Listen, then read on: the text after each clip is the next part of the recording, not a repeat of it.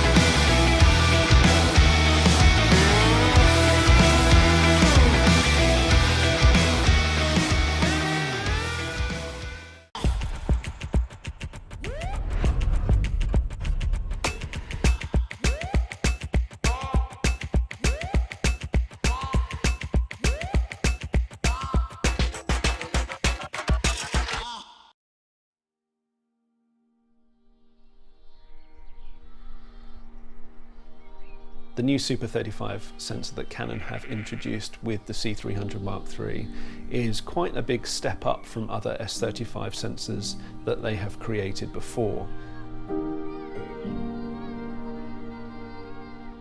From the body and the flexibility that gives us in terms of the expansion packs and the interchangeable mount, to the sensor with its increased dynamic range for tackling scenes that possibly we couldn't have tackled or captured faithfully before, I can get more out of this camera. My money goes further. It's as simple as that from a business standpoint.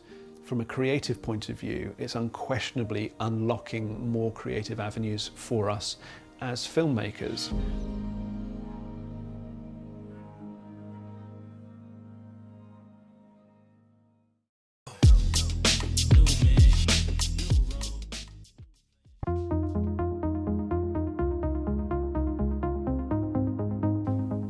Hello everyone, welcome back to ProAV TV, to our regular weekly informal little Q&A session. So welcome to another week. There is actually a huge amount to talk about this week. Sometimes I start these and just go, oh, there's not really that much to fill people in on this week. This is not one of those weeks. This is a week where there is lots to talk about. So while I go through some of these things, leave anything you want us to talk about, any questions you have, any topics you might want to cover. You know, let's get some conversations started backwards and forwards by leaving some things down in the YouTube chat and on Facebook comments. I can see them all here, and after I finished going through a couple of what's happened in this last week, we will use that to dictate what we're going to be talking about for however long this stream lasts. But before we get to that, and while you're thinking of things, let's have a little chat about what's happened this week. So we released 2 videos. We released one on the Lupo Kick-Ass panel, lovely little RGB light, one of the brightest small little on-camera RGB lights out there. If you're into RGB lighting and you like having small little lights to do, you know, little splashes of color exactly like this one that I've got on blue right now behind me here in the live streaming setup. It's things like this that the Kick-Ass panel is one of the best lights out there for, because it's tiny, you know, it runs with battery power, it's super easy to hide in the background. But you know, I think it's I think we said in the video, it's something like 20 times brighter than the Aperture MC, which is just hugely bright in comparison. Let's just find it on the thing. I should have prepared that. There we go. It costs more than the things like the Aperture MC or the Nanlite Pavo tubes or anything like that. But you get 20 times the brightness. And it's still not an expensive light in the big scheme of things. It's quite a bit physically larger, sure. But I really like this light. They say 2,100 lux at 1 meter. I think we actually measured it to be slightly brighter than that as well. So that is a very exciting little light. But by far the most exciting thing that happened last week was Canon's tease of this absolute monster, the new Eos R3. Now, they didn't tell us very much. If you haven't seen this up to speed video that we made, go watch that. If you want to know more about the camera, we go over what they did tell us, a few of the headline features. But essentially, this is going to be what it looks like. This is going to be their mirrorless version of the 1D line. It is a sort of integrated vertical mount sort of camera.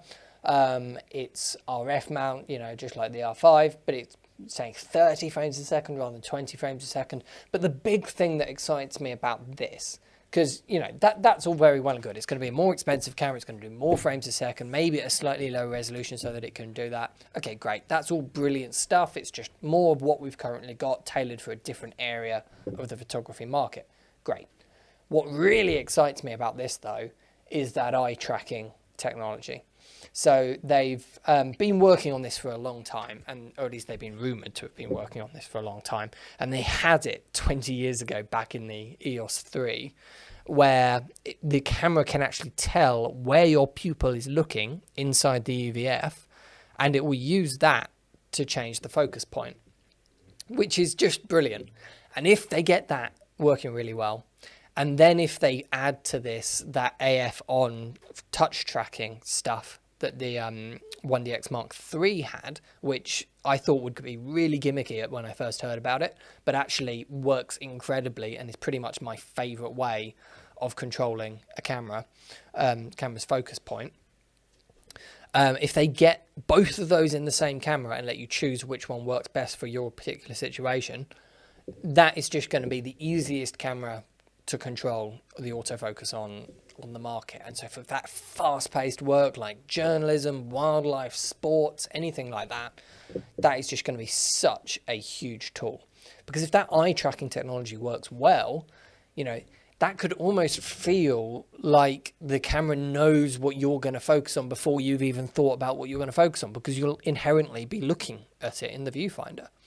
So it raises a load of questions, like, for example, if I check the background to see what's in the background, is it going to move the focus to the background? So surely you're going to have to be able to turn it on and off somehow, or does it just use it to select what you're looking at? Or maybe there's a button on the back which just says lock focus on what I'm looking at, and it's a way of activating the tracking functionality. You know, there's lots of question marks about how this is going to work, but whichever way it works, it's going to be very, very exciting. The other thing that happened was that Hollyland launched their solo version of their little Lark audio transmitter. So the Hollyland Lark audio system was one of our sort of favourite little portable dual channel systems, but it came out as a dual channel system and that was it. So, and then since then, Rode have launched the Wireless Go 2, which is now dual channel, but this, Hollyland have actually given us an option for just having one, and then it uses the same receiver so that you can buy a separate transmitter and turn it into the dual kit later on if you want. So it's basically just a way of offering the Lark down at a lower price point for those people that only want one transmitter. It's called the Solo Kit. So if you're interested in audio and you like the look of the Lark but you don't need two mics, then that is a good one to know about. Another thing that's happened, I told you there was a lot this week. A bunch of Sony cameras have had a price drop, including the FX3, which has had a good couple of £100 taken off of its retail price. And you combine that with this offer that Sony are running at the moment. It ends on the 30th of April. But if you buy any of these qualifying lenses alongside the FX3, you can get up to £300 cash back on it. And there's some good lenses in here. You know, there's the G Master 24-70 f2.8, the 24-105 f4. There's some of the primes. There's the 16-35 and the 70-200. You know, there's a bunch of really good lenses in here. There's even the 16-35 cinema style, very sort of expensive but very high quality servo wide zoom on there in it. So there's some very interesting lenses in this offer. So if you're looking at buying an FX3, now is a very good time.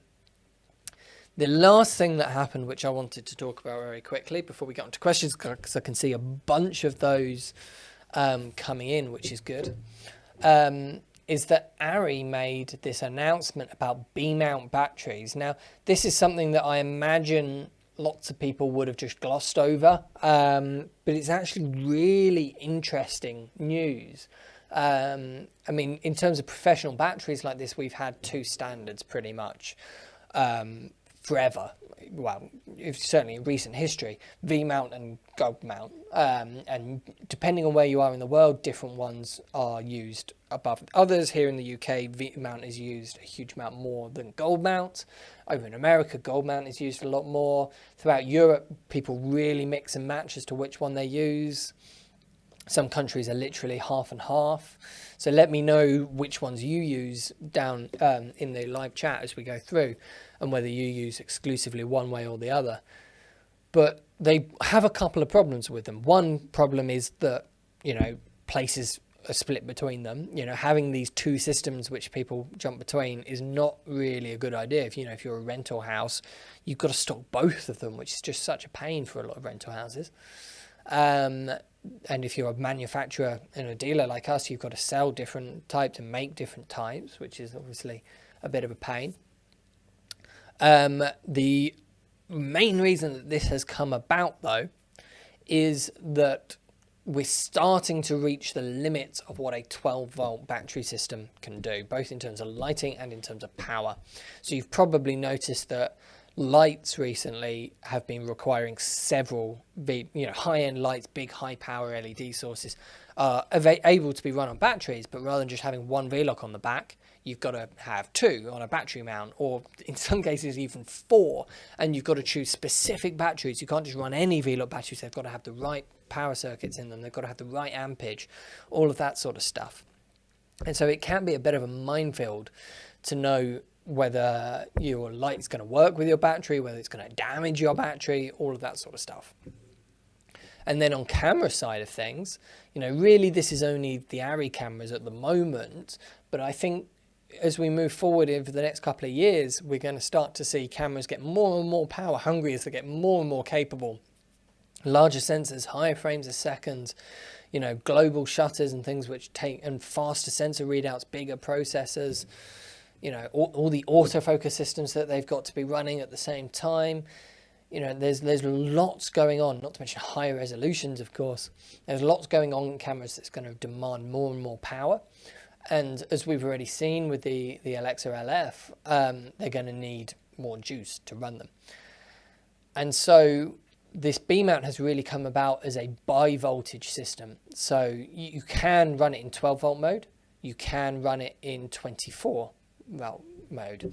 And so you can choose which one the camera or the light can choose which one it's running in, and it will intelligently swap between them, which is really nice. We've seen some custom solutions for this where you take maybe special bi-voltage remount or whatever, but they tend to be sort of temporary workarounds. They've always felt a bit temporary. This feels like a solution built from the ground up for it.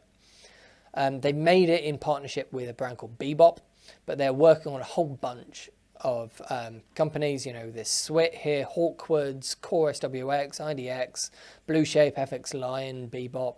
All of these battery manufacturers are working with ARRI and and are working on beam mount solutions. I can actually give you a little bit of a tease as to what Swit have been working on for this. I've got permission to do this from Swit. So these aren't released yet, but we're going to be putting them up on our website with a sort of coming soon type barrier. So they've got a big 290 watt hour beam mount dual voltage battery, which looks very good, but then they've got some good accessories around it as well. They've got a super fast beam mount charger, which will charge 4 of these huge batteries within 4 hours and 50 minutes, which sounds like a long time, but it takes an awful long time to charge a battery that's this big and this powerful. So charging 4 of them simultaneously in that time is impressive. You know, that's an afternoon or a morning's worth of shooting, for example. And then they've got a hot swap adapter.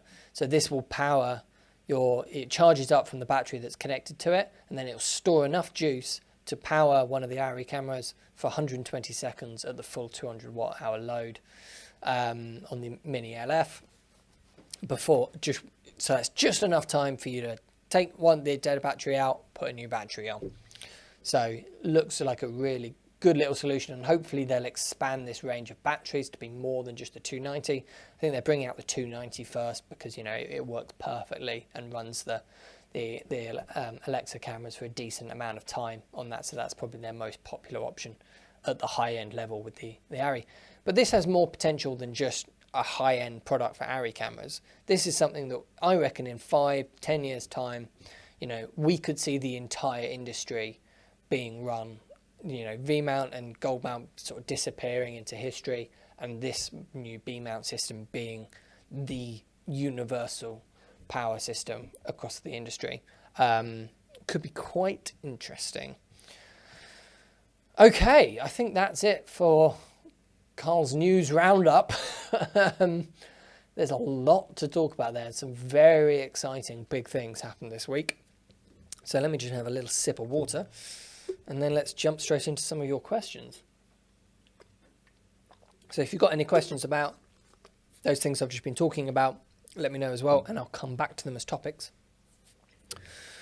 Okay, I've got a very specific one from Video Editor Bloke. Niche question, but what's the difference between Sony's VCT14 and VCT-U14 tripod plates? Want to get the VCT shoulder plate, but it says incompatible with the U14, the one I have. Yeah, they are two different things. They're different build quality, and they take different housing things. I'd have to look up the specific differences. I can't remember it now off the top of my head. But yeah, they are incompatible with each other. You need to make sure. I think one of them works with the other, but not the other way around. But yeah, they are two different systems, even though they're called very, very similar things. So yeah, make sure you're buying the right one there. Okay, Maros says, quick question for studio work, interviews and reviews. Would you rather choose the Pocket 4K or the GH5S? Okay, studio work, interviews and reviews. Interesting one. Okay, so studio work implies that, you know, the camera's not moving very much. It's set on a tripod. It's in a well-lit situation. You're working with lights and all the rest of it. I think the Pocket, I prefer personally the image quality out of the Pocket than the Panasonics. The Panasonics are very good. Don't get me wrong, they're very, very good. I think the Pockets just feel slightly more cinematic. And so I'd probably lean towards the Pocket for that one. Where the Panasonics really excel over the Pocket are in the practicality features. You know, there's way more options in the menu. There's way more tools in there. It's much easier and quicker to use very quickly, much longer battery life, and EVF, all those things which are really, really useful, but they're most useful when you're out and about, you know, as a documentary filmmaker, you're running and gunning with it. So in a studio, a lot of those things don't matter anywhere near as much. So yeah, I think I would lean towards the Pocket 4K in that situation, personally. Okay, Mukaro Films. Hello, thanks for doing this live. No problem. About to start buying lights or flashes. I'm a hybrid shooter. Which one should I buy first? Which models you recommend? And also, what things do I have to buy to start flash portraits? The flashlight, the trigger, the sensors. Okay, they've got different strengths and weaknesses. Now, I know continuous light much better because we're primarily a video company, and most of my experience personally is in video rather than stills, professionally anyway. And so I know continuous light much better than I know flashes. That being said, they do have particular strengths and weaknesses. Flash is much, much brighter than continuous light, but continuous light has got significantly brighter recently. And you normally find that nowadays continuous light is much, the industry is moving more towards continuous light rather than flash. Flash does still have some benefits. For example, like I said, it is brighter. But the other thing is that as a model, if you're in front of the camera it's a little bit more comfortable because, well, it's more comfortable when the camera isn't firing. And you know when someone's taking a photo because the flash gun fires. However, it's when actual photographs are being taken, you're not being blinded. So you're being lower key blinded for a long time rather than higher key blinded for a very short period of time, if that makes sense. So different pros and cons. Different people prefer different things. The benefits of continuous light, especially if you're a hybrid shooter, is that you have the same lighting whether you're doing video or stills. You only have to buy one lighting system. You take that to your location and then you light with the exact same light in the exact same way, and you can swap freely between video and stills, and it doesn't make any difference to your lighting. The other thing is that you can see your light better. So continuous lighting is much more popular with people that are fairly new to lighting because you can see what you're doing as you're doing it. So if you're trying to adjust lighting on the fly, you don't have those years and years of experience working with flash, so that you know that if you put this modifier on it, you put it this far away from your talent at this sort of an angle, it's going to get, you know exactly what results it's going to get at this sort of flash sync speed, all of that sort of stuff that very experienced photographers have. If you don't have that ingrained knowledge, continuous light is much easier to work with because you can be looking at what it's doing. You can then move the light a little bit to the left or raise it up and down, and you can actually see in real time the impact of the light, which for people who are newer to lighting makes a huge difference. So, considering from what I can make out from what you're saying there is that you're starting to buy them, and you're a hybrid shooter. And so that implies to me that you're fairly new at lighting. You might not be, but that implies that you're fairly new. I would definitely be pointing you down the continuous light route. Now, with the continuous light route, there are a bunch of things you could do. You could buy flash units like some of the Bowen's mount options out there, which will give you a flash unit that can do a bit of continuous light. I wouldn't go for those. I would embrace continuous light fully and use video lights.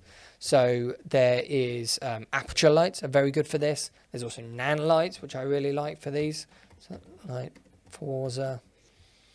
So I would get fairly bright, like nan lights, for example. This one, for example, the 300 you could go for. This is a light like this. Oh, hang on. I've got that on my wrong screen. I've just realized, let's put that up on this screen. So otherwise you can't see it. So this is a nan light. 300, they also do a 200, a 60, and then a 500. So they've got a whole range depending on the brightness that you need.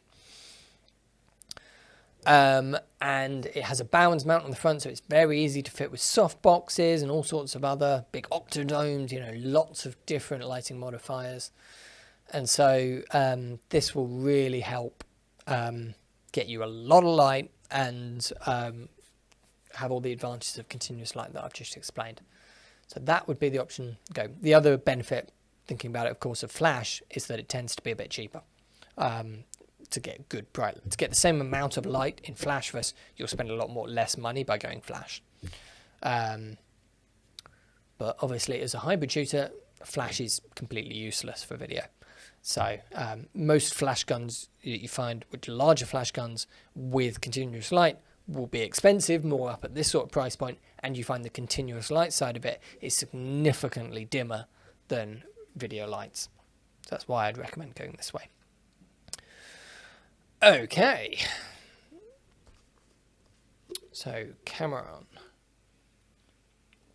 So Cameron says, "Hi Carl, do you know if the Blackmagic streaming bridge can receive an Rtmp stream from sources other than the ATEM. Would it work with a Teradek or live use solo?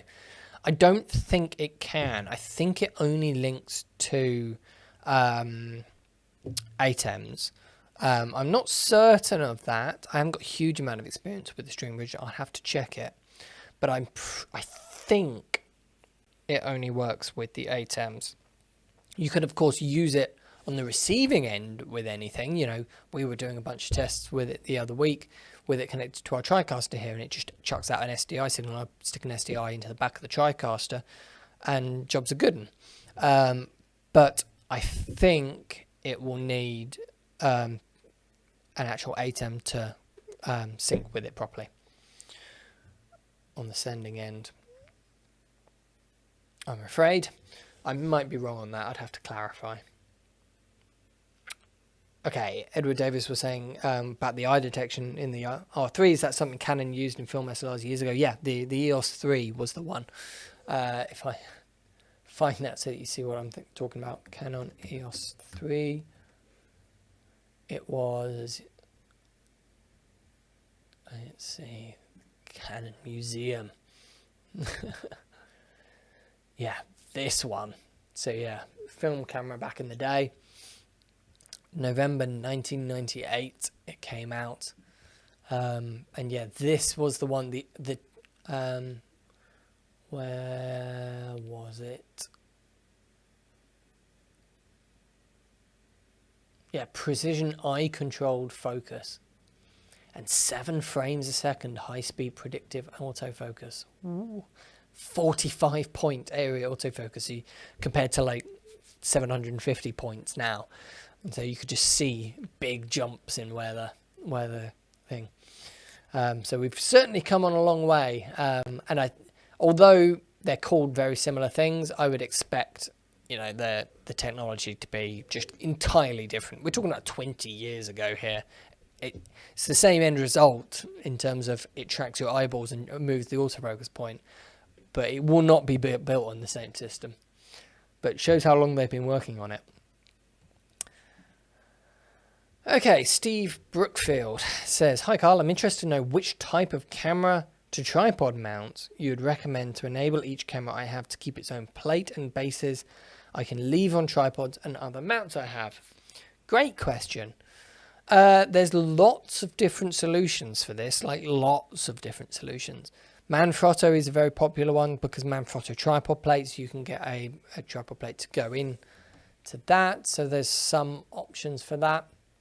I quite like Arca Swiss as one because Arca Swiss can be side loading.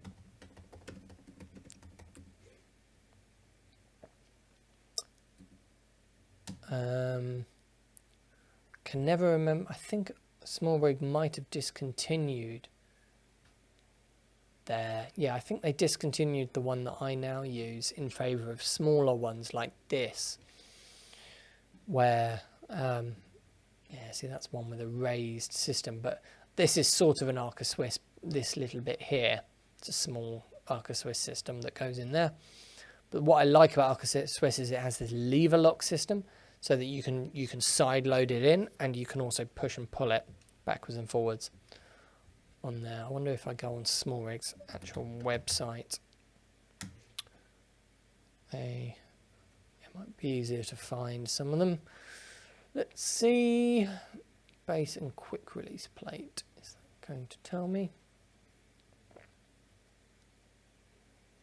Yes. This is the one. Yeah, so they've basically taken the one that I currently use and made it a lot cheaper and smaller. But yeah, this is the one, which would be quite good. Okay, any idea on pricing on the B-mount stuff yet? No, not yet. Not. I think B-Bob stuff pricing is already out there, but I don't have anything on the Switch stuff. All of the stuff right now is for high-end for the Alexa, so I think it will be relatively high in terms of batteries, but I'm really hoping that it trickles down to all areas of the market rather than just that one bit of it over the years. Come back, though, with maybe next week we'll be able to talk about that in more detail, Edward.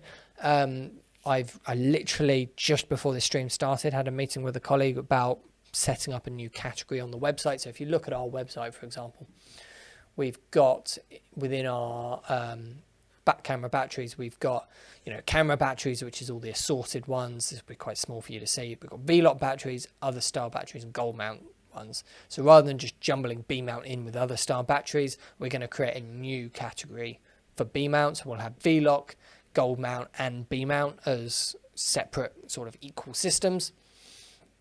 And you'll be able to look at all of the B mount stuff in one place on there is the idea. So yeah, stay tuned for that. Okay, S.A. Khalik says, hello old chap, well young chap actually, thank you. I'm actually turning 30 this year, so I'm not feeling particularly young. I know 30 is still young in the big scheme of things. Don't start jumping in there with 30 is still really young, what are you talking about? For me, 30 feels like a big turning point. I think a lot of people have that as well. Feels like a big turning point in your life. So thank you for calling me young chap rather than old chap. Should I buy the Sigma Art over the Sigma I? Great question. Really depends on what is important to you. Sigma Art prioritizes image quality no matter what else. So no matter how big the lenses might be, no matter how expensive they might be. I mean, Sigma products are always pretty well priced, really. Sorry, I just got distracted by more questions coming in. So Sigma products are always pretty good price, but Art tend to be slightly higher priced than their contemporary and sports lines, and the I series fits into their contemporary lineup. So Art prioritizes quality above everything else. Fast apertures, really good optics. That's why they're bigger. That's why they're priced more. So if that sounds appealing to you, it doesn't really matter how big your lenses are. You're either willing to lug around the extra weight, or you only want one lens, and so it doesn't really matter. But you just want to get the best possible quality for a reasonable price. That's who the Sigma Art lenses are for. The I series, what that's great for is getting as good a quality as possible inside a small portable form factor and at a good price. So if you're really pushed for budget, go for the I series. They're brilliant priced for the quality that they are. The other thing is, if you're really limited on size, if you want to only have a small rucksack, for example, like journalism, for example, is the example I use the most often with customers. Picture a journalist, A7S Mark III, amazing camera for journalism. And then you just want a couple of prime lenses in there and you just swap them out. The Sigma I lenses are a great choice because there's only a few, you can, for the space of one of their Art primes, you could fit all three of their I series ones. And, you'd only be paying slightly more for all three of their I series lenses than you would for one high quality Art prime lens. So, they are it really depends what's important to you. If that sounds really good, then yep, I series are cracking lenses. If the quality above all else is what's important to you, then go for the Art. The Art are technically much better lenses. Okay, carry on working down the list. Right, Mukaro Films again. Should I upgrade from the A7 III to an A7S Mark III or the FX3, or wait for the A7 IV? When do you think it's coming out? I have no idea when it's coming out. And we also have no idea what it's going to be yet. I know there's rumours floating about, but there's always rumours floating about. You've got to take those with a bit of a pinch of salt. So we don't really know what the A7 IV might be. The A7 III is a fantastic camera. And, if you need a camera now, if you're going to make money from having a better camera now, and if that video is what's important to you rather than a hybrid, the A7 lineup is much more, it's both their entry level and it's their hybrid option. So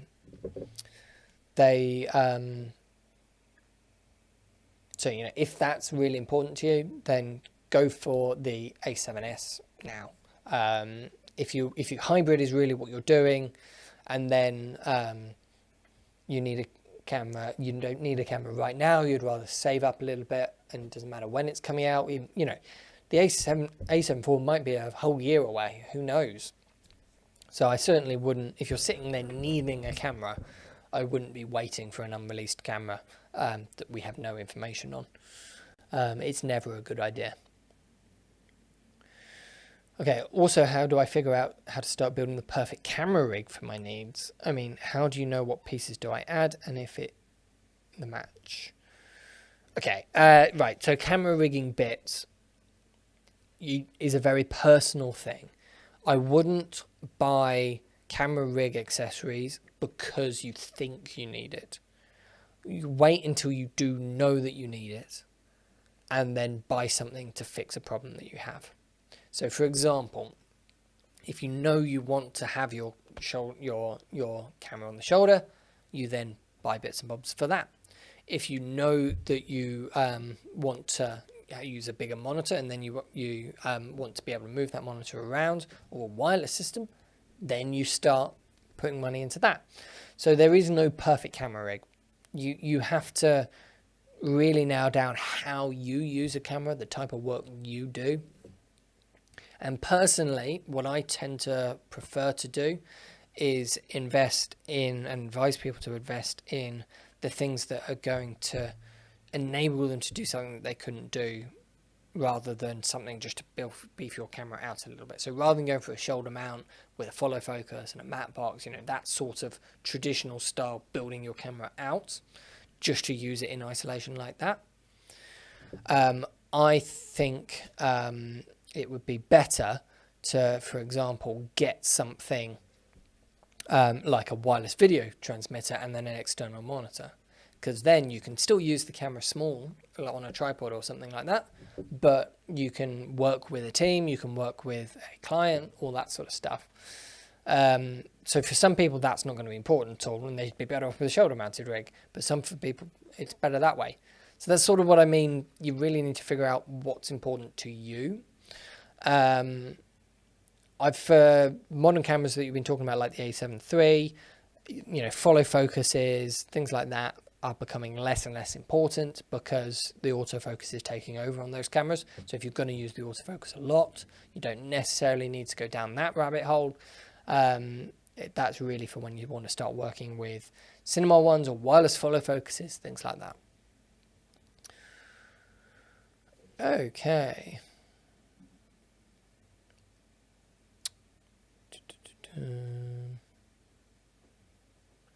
So Simon F asked, Sony shipping the A1 yet? Yes, we've shipped lots of A1s to customers. They are regularly going out the door. A couple came in just late last week and then went out to customers. You know, S1s are moving through. Now, obviously, there's a list of customers waiting. So I've just heard from the sales team actually that we're for new orders on the A1, we're expected early to mid-May is when you'd be receiving your cameras. At an estimate, you know, obviously we don't know. It might be sooner, it might be later than that. Okay. MPS says, one camera to do it all. Photo, video, doesn't cost Sony A1 money. Go. Yeah, there's lots of cameras that are great hybrid cameras. Let's have a little look at the website at the cameras market. You know, the Panasonic S1H is a great choice for that. Let's just have a little look at handheld cameras. We're working on a new website, by the way, which will have a new categories layout, which means things like this will be much easier to do, and we'll be able to sort through these cameras a little bit better. Okay, Right, so you could go like Fuji route and go for something like the X-T4. Fantastic choice for both video and stills. You know, it doesn't excel at anything, but it does a great job at sort of all of it. So that's a really good sort of budget option for a hybrid camera. I actually own an X-T3 myself. That's the camera that I use just for, you know, photos of my cat at home and all that sort of stuff. So yeah, solid choice there. The S5 and the S1H from Panasonic, again, really good choices as a full frame offering right now. If I couldn't afford an A1 or an R5, that would be what I'd be going for. I think the S5 in particular is a really good value for money option. Actually, the S1 with its new firmware update is basically a mini S3, S1H. So actually, I think the S1, thinking about it, would be the best option right now as a affordable equivalent of an A1.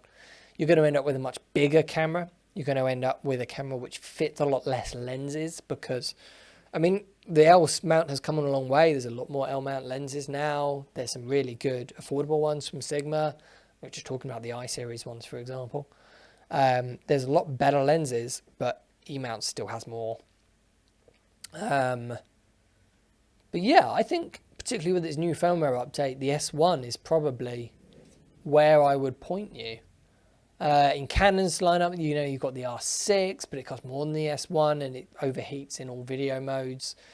The the R5, I think would be one of my favorite of the bunch. I really like the R5. I know it's got its problems with overheating and all the rest of it, but as a hybrid camera, well, as a stills camera, say, it is pretty much my favorite camera to use on the market, second to none right now. But then money being no object, the A1 is a hard camera to ignore, isn't it? It's small, it's portable. The 8K video mode is stunningly good considering it's small, relatively easy to edit files. You know, the stills mode is stunningly good. It is just an absolute monster of a camera. Okay.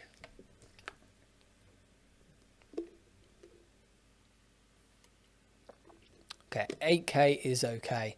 I'm using the Godox VR150 lights. Can you recommend a Fresnel lens to attach to the Bowens mount? Yeah, I mean, both Aperture and Nanlite make Fresnel lenses that will go in Bowens mounts. They will all work. What I would say is that you do have to be careful lining up Bowens mounts to the Fresnels with particular LEDs, simply because depending on the specific LED source, they often have to design the Fresnel mount in particular with it. So because of that, I tend to lean towards choosing the same Fresnel mount as the manufacturer that you've got. So in your case, Godox. I'm not hugely familiar with the Godox range, and so I don't know whether they do their own Fresnel lens. But looking at Aperture and Nanlite, for example, yes, you can use Nanlite Fresnels on Aperture ones and Aperture ones on Nanlites, but they do tend to, lighting is one of those things where, depending on the specific characteristics of each light, you know, the beam angle of it, the intensity of it, how hot it runs, all the rest of it, how bright it is. You normally design the optics to make the most of the particular LED chip that you were designing that Fresnel lens for. And so, yes, it will work, but you'll normally get the best results by sticking with the one that was designed by the manufacturer for it. I don't think the VR150 will be particularly fussy, to be honest. So I think you could just use the ordinary ones from either Aperture or Nanlite. Okay, King Motto, I just bought the Fujifilm X-T4. What do you think of this camera? I was just talking about it. I think it's a brilliant choice. I love Fuji's system. It's one of my favorite camera systems for taking photos for fun. I prefer some other brands for taking videos for fun. I really like Canon for that. I think Canon cameras for video, their mirrorless cameras and their entry-level ones are very easy to use for video. And to be honest, for video for fun, I just tend to use my phone a lot of the time.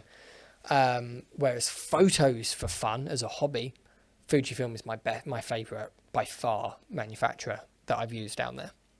Professionally, I much prefer to use Canon or Sony or, you know, one of those types of brands of cameras, both for video and for stills. But the exception to that is if you are on a relatively tight budget, because Fujifilms not only cost less to start with, they're APS-C, so there's much more affordable and wide lenses out there. And the range of lenses that Fuji make themselves, they're small, They're very high quality and they're really reasonably priced. So as a system, rather than just one camera body that you're buying into, you know, you're going to spend thousands of pounds less with a Fuji system than you are with a Canon or a Sony system. And so for people in that situation, and that's why I own one myself, because I don't want to spend, you know, professional levels of money on something just to take photos of my cats every now and again. You know, she's a lovely cat, but she doesn't need an R5 to take photos of her. So that's why I've gone down the Fuji route. So it's a great camera, not a be-all and end-all camera, but then no camera absolutely is. Okay, camera on Alston. Hi Carla, after you mentioned it last week, I've been looking at the Kinefinity Terra 4K. Okay, specs look amazing for the price. There's not a lot of info online. Do you have one in your showroom? We don't at the moment. We are probably going to get a Mavo LF back in here. Don't know whether we're getting a Terra 4K, but get in touch. We can arrange a demo for you on a Terra 4K. Whether or not we put one in here permanently or not, it doesn't really matter.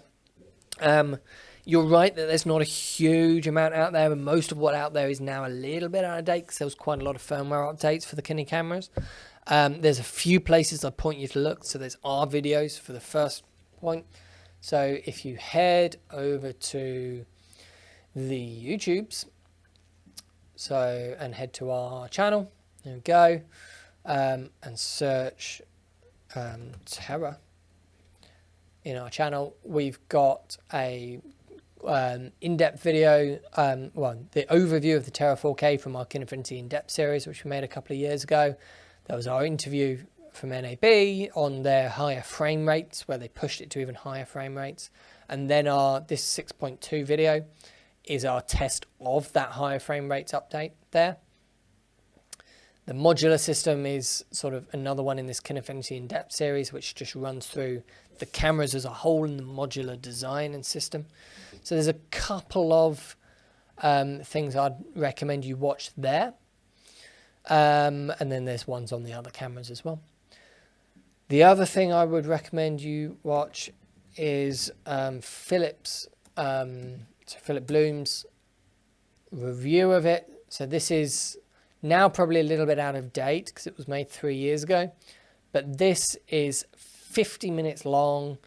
You know, it is very in-depth, and, you know, just like all Philip Bloom videos, is brilliantly made and has some really lovely, apart from an Adobe advert, some really lovely footage examples in there. He shot some beautiful stuff with the Kines. So I would definitely, if you've got the time, sit down and watch that. But just bear in mind, we've had some firmware updates which have improved things and given us more frame rates, given us more codecs, things like that, from when this came out. And the other place I would look is in the Facebook group. So Kinefinity have a, so Dan, just hide my screen for a second while I go on Facebook and I'll get you to the page and then we'll pop back into it. Okay, so this is it. So this is Kinefinity's public Facebook group and camera forum. It's a very active group. You know, there's over 12,000 members to this now. And there's some really active people in here that are sharing work. Here you go, here's a great shot on the Mavo LF, really lovely stuff. People sharing work, people sharing tips. Lots of it is based around the Mavo LF because that's sort of the most popular Kine camera rather than the Terra 4K. And then there's going to be stuff on the new Mavo Edge. It's just received this design award, by the way, which is brilliant. So the IF Design Awards for 2021, it won product design category, which is fantastic. So yeah, join this Facebook group if you are interested in Kine cameras, because it's a treasure trove of information. The other thing I would pay attention to with this group is, you know, it's a user group. So don't take everything in here as gospel. You know, sometimes there's misinformation in it and all the rest of it. as with any user group. But it's a great place to get people's tips, to troubleshoot things, and to see work and see what people think. Like, this is an older Terra 6K that this guy was using with anamorphic lenses. Great project. Beautiful stuff. So yeah, really recommend people go check out that Facebook group. Okay, let's crack on. And yeah, sorry, Cameron, if you want to pop in for a demo on it, get in touch, let us know. We can absolutely arrange it for you. Edward says, with the Mavo Edge, are there upgrade paths from current Kinefinity cameras yet? Not that I'm aware of. I don't think there's anything official. I think there is going to be, though. We still haven't got an official date of when the Mavo Edge is coming. However, all the signs, there's lots of things happening behind the scenes with it that we've been talking to people about. And it is looking like it is imminent, the Mavo Edge. So I think that wait for the Mavo Edge is finally going to be coming to an end pretty soon, and things will be starting to be shared and released. We saw our first footage from the camera, and it shouldn't be too long before they start getting into some people's hands. Whether or not there's any gap between that and sales starting, we're not sure yet. But think there's light at the end of the tunnel. The Mavo Edge is definitely on the horizon. Okay, let's change tact a little bit. Apparently, according to Dan, I've missed a question from Small Brown Fox. Oh, your stream quality is always top notch. Perhaps you could go through your setup. Sorry, I missed that. Thank you very much. Okay, perhaps we should go through our setup. We can do that. So we use a bit of an overkill setup, to be quite honest, for doing this, which is why they look good. But we use the NewTek TriCaster 2 Elite. So we started using the TriCaster system. We just load them up on the website. So this is what we're currently using, which is we don't even list the actual full pricing on the website. This is a very high-end piece of equipment for studios and stuff like that. We have one here to do demos on for customers. And so why not use it if you've got it, right? What we really should be using for these streams is a Terra 4K. What am I typing? It's because it's similar. It's the TriCaster Mini 4K. So this is what we should be using. We've got one. We used to use this before we got our TriCaster 2 Elite. This is a much more relevant to sort of this style of production, if you like, which is basically very simple. We've got one camera here. We've got my laptop feed, everything like that. We run it off an NDI network in the system, which in the studio here, which makes it very flexible. And so at the other side of our studio here, we've got Dan sitting, which I could show you actually. I've got Dan sitting at his desk with... Dan, is it a stupid idea for me to just pan that camera around to show people? Yeah? Okay, this is going to be...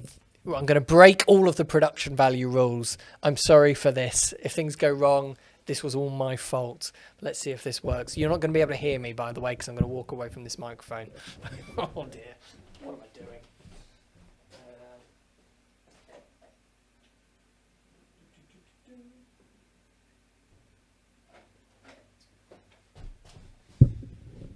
Okay, so you're now looking at Dan. Dan, give the people a wave.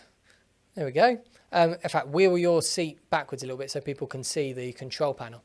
So that is where Dan sits through all these live streams. He's got all the stream stuff up there on his laptop on the left. He's then got monitors in front of him, which he's got his big control panel. He's got his main interface in the middle, his preview and program and multi-view and on the left, and then his program on the right. And yeah, that's it. There's control panel in the middle, which lets him just quickly cut between whatever he wants. And then a Stream Deck on the right there, which you can just see that little tiny glowing thing next to his water bottle there. just lets him run macros. It's an Elgato Stream Deck. So yeah, that is that, and this is where I sit. And so, you know, if anyone's wondering about COVID and stuff like that, it's a big room. He's probably a good 4 meters away from me there. And so that's what we use. If you bring up the actual interface on the stream, Dan, yep, this one. So this is what Dan was looking at on that middle monitor. So this is our audio mixer down the bottom, or this could be our DDR bays if we swap to our DDR bays.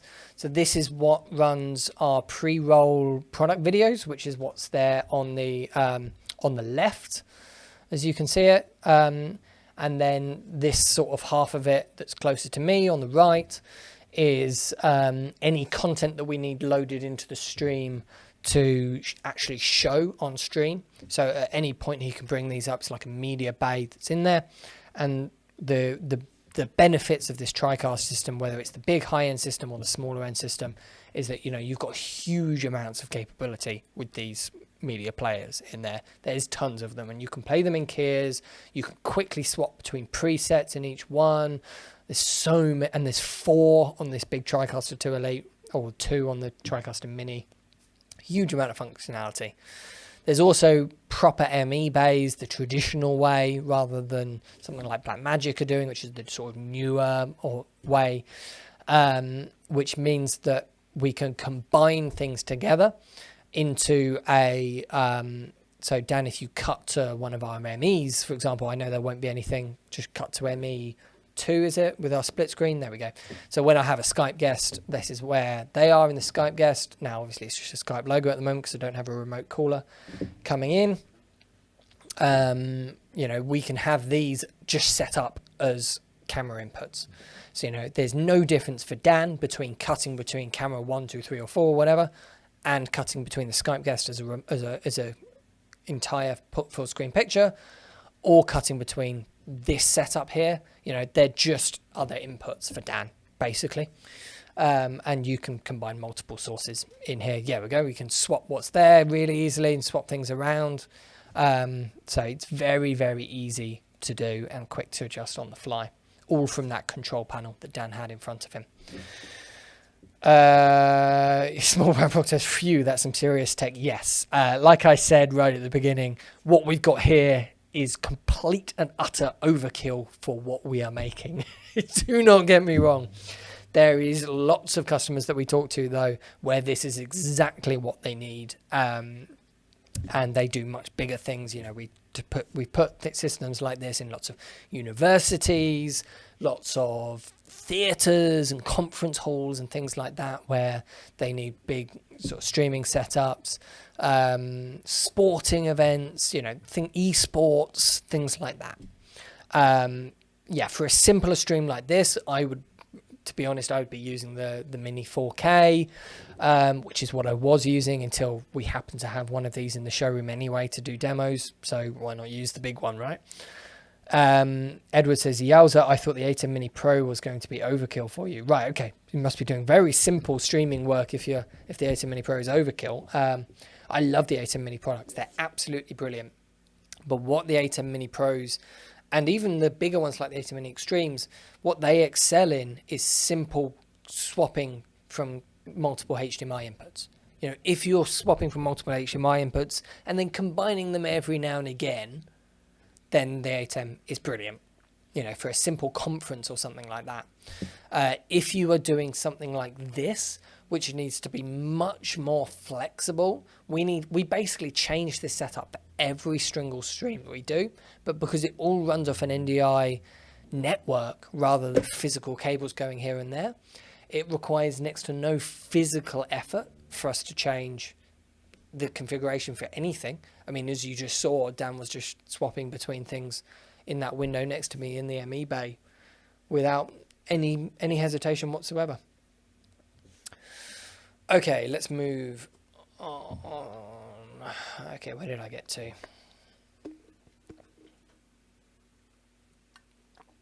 Okay, Arcady. Just got an Eos R for photography and videography. Should I go for a second body or wait till the rumoured APS-C RF mount camera? I wouldn't wait for rumours, particularly on Canon cameras. There are so often rumours going around for Canon cameras that just never hit the market or come out completely different. There's a lot of rumours that go around about Canon products, and sometimes they're spot on, sometimes they're very wrong. I certainly wouldn't be waiting for any rumoured unreleased cameras from Canon or any other brand, to be honest, is the advice, but Canon seem particularly inaccurate with their rumours. So should you wait for something better or get one now? Depends on two very simple things. Does the camera do everything you need it to? And are you going to lose money by not having a second body? Because if the answer to that question is yes, then do not wait around for an unreleased camera that might not come for years and years and years, if it ever comes at all. Buy yourself the tool that you need to do your job, and get busy with making money from it. And then by the time that future one comes out, you might have made enough to mean that you sell that one and upgrade to the other one, and it means that you can do even better work. You know, these are tools to make money from. You should be making money from your purchase.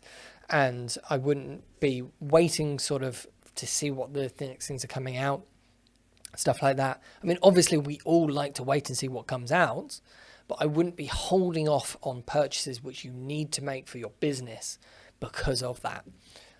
If just at some point you opt to upgrade something that is working for you, but you think it could be perhaps slightly better, that's a different situation. And yeah, playing the game a little bit, waiting to see what comes out and then going for it when it happens, yeah, that absolutely makes sense. If your business is being harmed by not having a tool you need, like having a second camera body, for example, then don't waste time. Just get the sensible, practical choice of what works for you and buy yourself a second EOS R. Because at the end of the day, EOS Rs are a great camera. Okay. Marshall says, in response to Steve Brookfield's question, I've started using the iFootage C-Stars to make swapping plates, etc. between tripods and mounts. They are really useful and very easy to swap between setups. Absolutely. Dan, could you grab me from that little box of iFootage goodies that we had lying about one of the C-Stars, and I'll show them on stream. Oh, it's over there. Yeah, I love the C-Stars. The C-Stars are great. They're a very untraditional way. Thank you very much. So these are the iFootage C-Stars. Dun, dun, dun. Oh, some little jangly tools. These are brand new and out of the box. Come on, there we go. Right, so what these do is they let you go between your camera, and they have this, which is going to be quite hard without it mounted on anything to unlock. Oh, blimey, it's really hard. I'm going to have to mount it on something in order to actually unlock it. Cool. That's something that they've been working on doing, is improving that mechanism, because of course the problem with this mechanism is there's potential to knock it and unrelease your camera. The original version was quite good. I think they've made this version even better, as you can see, because without it actually on a tripod, I can't even get enough leverage to unattach this. But what these are great for is just really quickly going whack, popping it out. And when it's on a tripod with an actual camera on top of it, much, much easier to do than I'm showing here. So yeah, it's good to hear that you are happy with it. That's a good idea, Dan. This is the little top plate that goes inside it, so I can show you what that looks like. So if I could pop it out from that, this is what would have come out. It's a round little tripod plate that goes on there, so that you can just pop that and slot that down into your system, and then it locks into place, which is very, very cool. Okay. Camille Backstein. Since today, I'm the lucky owner of a Blackmagic Mini Extreme ISO. Congrats.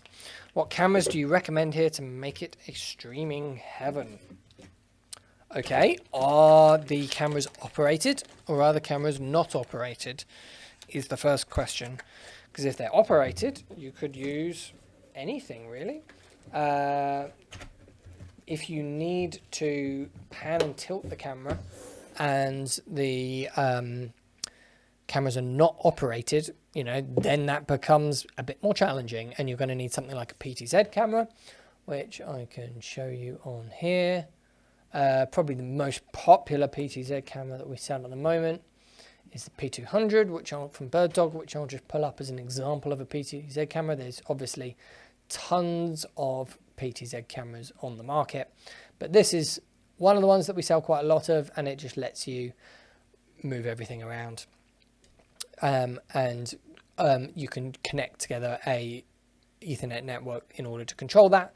And say you've got 3 of those with an ATEM Mini and a little laptop next to you, you can have Ethernet going, HDMI coming from each one of those into the ATEM, Ethernet going into your laptop from each one of them, and then you can be controlling them all on your laptop, jumping between presets and everything like that.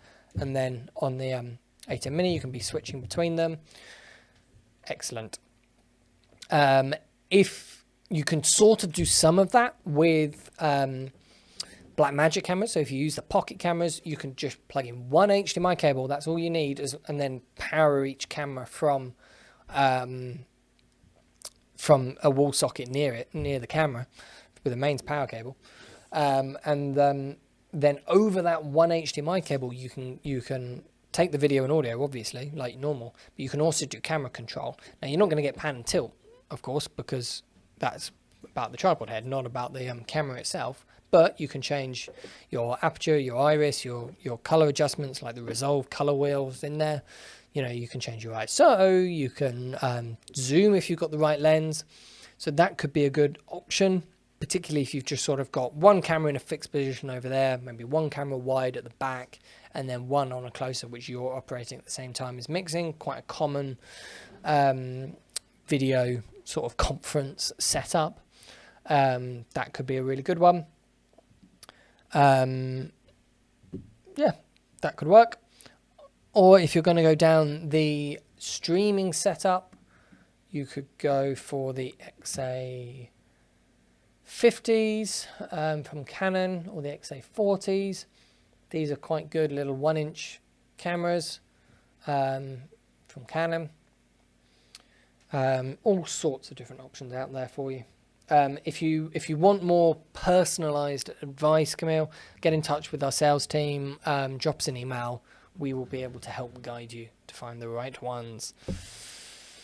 Okay, I know we're running a little bit over on time, so I'm going to run through some of the remaining questions. A couple of questions on the FX6. Simon says, when will you have the FX6 in stock? We're constantly, FX6s are coming and going. I know stock is slow to get out there, but they are trickling through and getting out to customers. We're saying 4 to 6 weeks on the website at the moment, and there is a decent lead time because stock is quite slow on the FX6 because it is very popular. Lester says, are the FX6 sales doing great? Yes, they are. FX6 is probably one of the most popular cameras on the market right now for us. Any interesting experiences selling them? Add-on products people need to consider in your experience? Can't wait to get mine. It really varies. The FX6 is one of those cameras where a whole variety of people, both big high-end and low-end, are using it. It's a very popular camera. Lots of the conversation is about lenses with people, and so I'm just looking through our accessories online. There's lots of talk about lenses. Which ones should you go for? The 28 to 135 gets talked about a lot. These little Sigma contemporary primes get talked about a lot. The stills lenses like the 24 to 70, whether that's the G Master, the Batis. So which lenses you pair with it, I think is the big thing about discussion. We don't find people rig it out a huge amount. So with shoulder rigs and things like that, people try and keep it quite trimmed down. For media, Angel Bird's very popular with it because their V90 cards, like this one here, this 128 V90 SD cards, very popular choice from Angel Bird. That's a big solid recommendation from me if you're looking for media for it. Topic Ruben says the FX6, my favorite camera. It is a pretty good one, really, isn't it? Pretty good one. I do quite like this small rig little FX6 plate. It's only 45 quid and just gives you a couple of good mounting points up here on the top on either side of the handle. That, because of course you want to keep that handle because that's got your XLRs on it. So just having a few more mounting points on either side is brilliant to have. There's the other Sigma contemporary lenses. I really like those for the FX6 actually. They're a really nice little pair for handheld. I also really like them for the A7S. For tripods, again, I just go back to my good old-fashioned favourite, the Image GH06 solo legs. I think this is a cracking. Stock's a little limited because we've sold too many of them recently, so we've gone out of stock on them. But more stock is coming in. That is a great one. Small Brown Fox says the lack of an audio input on the main body stopped me pulling the trigger on an FX6. Yep. I mean, that is the main criticism really from it. Absolutely. Did you guys have the chance of playing around with the Miki lenses? No, not yet. I will try to, Ruben. I will try to. And you say hi all the way from Italy. The only downside is the money on the FX6. I would contradict that, actually. I know it's an expensive camera. I mean, it's a camera that is an investment, you know, just like the FS7 was and things like that beforehand. But for the money, what the FX6 can do, I mean, it is an incredibly good deal. Like, that is less than I think of an FS7 would be. And this is such a more powerful camera than an FS7 was back in the day. I mean, it's full frame, the autofocus system's there, the colors are incredible. They're nearly, you know, it's Netflix approved. The colors are incredible, far better than they ever were. There's 4K 120 frames a second. There's so much going for this camera features wise. I think it is an absolute bargain price. But of course, don't get me wrong, I know that this is it's not exactly small pocket change, is it? It's a camera that is a very considered purchase and it's an investment. That's not what I mean by that. What I mean is if you're looking at spending this amount of money on a camera for a serious video workhorse, you know, this is one of the best bang for buck options on the market right now. It is a very... Oh, Topic Ruben says, what are your thoughts on the Enduro 170 centimetre tripod? I've never heard of that tripod ever in my life, Ruben. I assume your name is Ruben. Is it Topic Ruben? Or is Topic your name? Okay, so the Enduro. What, this one here from Amazon?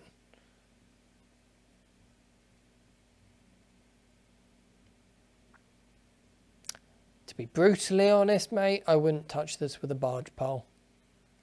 Don't bother. I don't know what price it is. It says there. Doesn't actually had a price on that one. eBay. Let's see if this one has a price. 155 quid. Okay. What specs is it?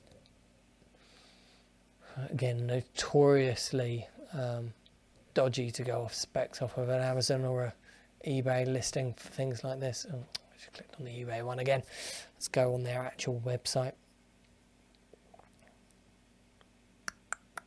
Doesn't look like you get any fluid or drag things, but again, you wouldn't expect that for that price. I'm just looking for payload specs, things like that. Max load 10. Can it really take 10 on the head? I certainly wouldn't put 10. Normal advice is take the payload, whatever they specify, whether it's 6, 10, 8, whatever it is. Halve it. If that's your camera package weight, you're good to go. If it's more than half of that recommended payload, that starts to get into shaky territory. 10,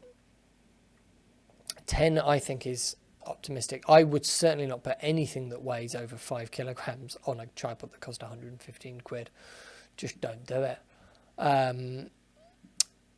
Where is my tripods? If I go see what we've got on our site for that kind of money. View all.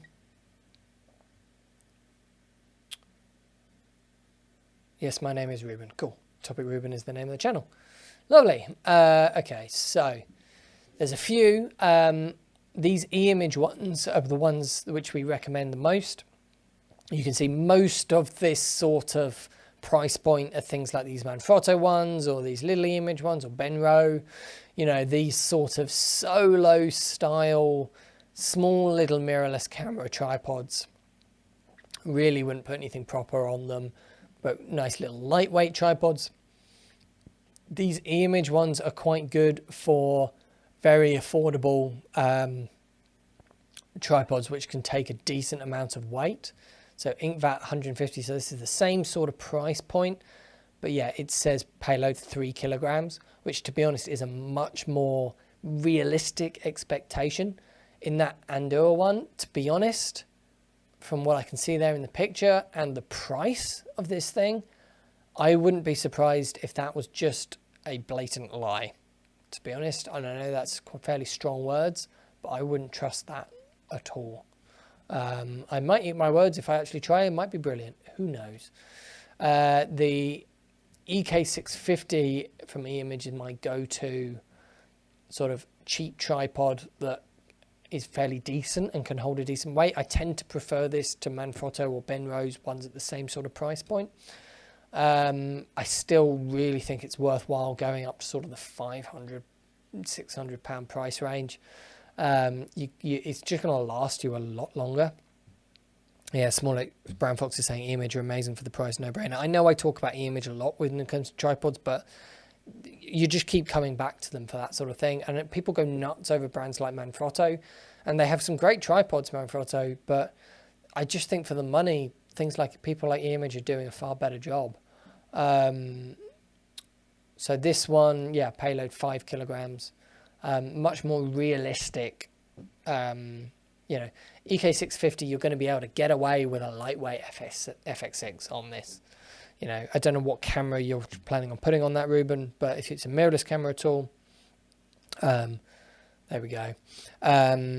Our wedding videographer says, how does the eImage tripod rate against a Benro? I don't have that much experience playing with Benro. My colleague here, the technical consultant, Sam, does. He's got a bit more experience than me than Benro, and he hadn't had much experience at all with eImage. He then started working for us, got here, had a play with the eImage one in the showroom, and was like, oh my God, this is so much better than a Benro.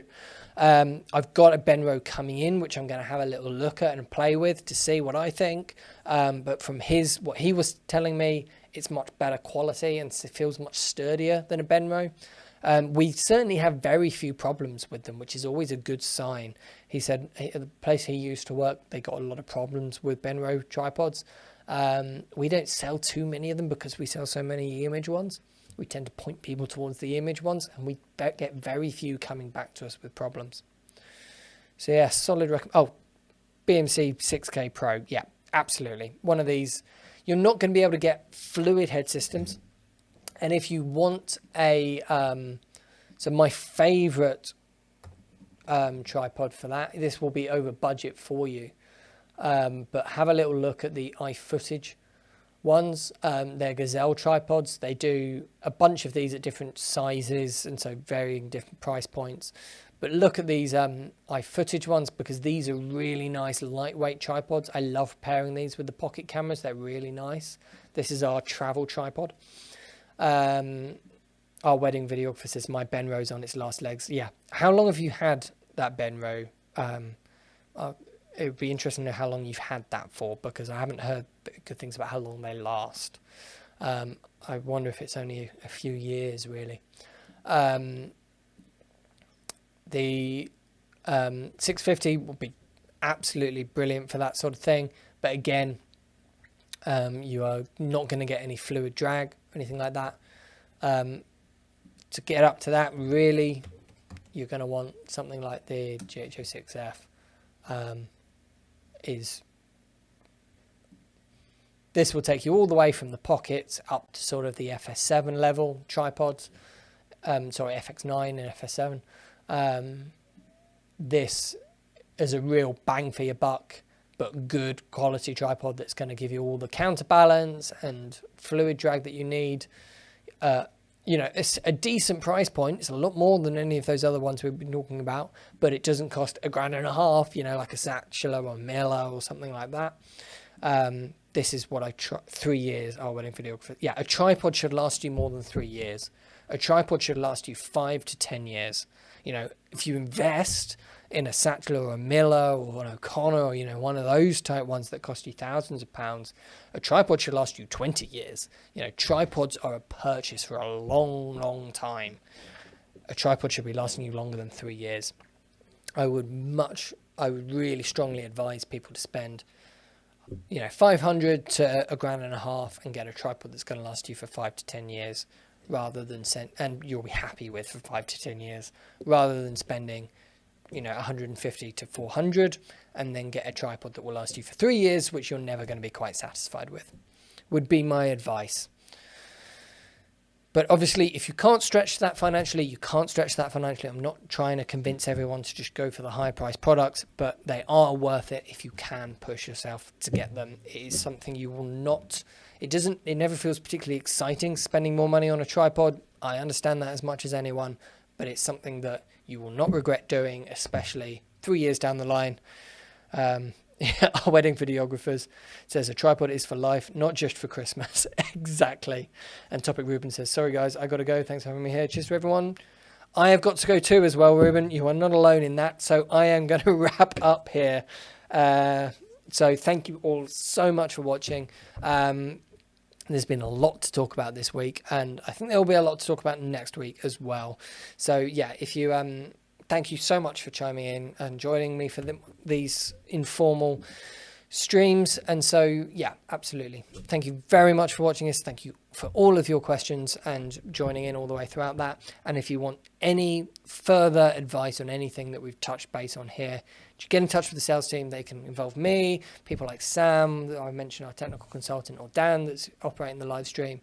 We can get involved. We can help find you the right product for you. That's what we're here for. So please do get in touch and we can carry on talking. Right, thank you all very much for watching, and I'll see you very soon. Bye.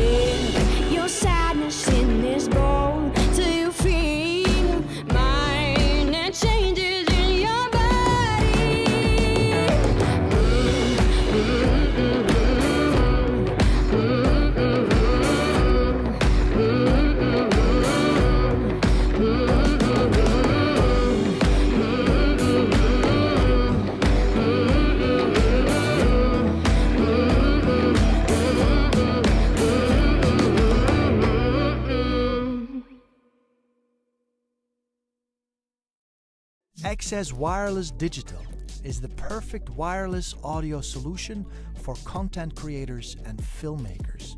Thanks to a 2.4 GHz transmission, XS Wireless Digital is a truly plug-and-play system that allows you to upgrade your in-camera audio with one-button operation.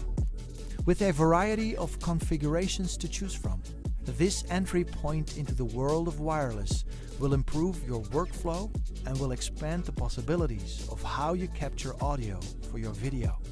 For more information, visit sennheiser.com/xswd.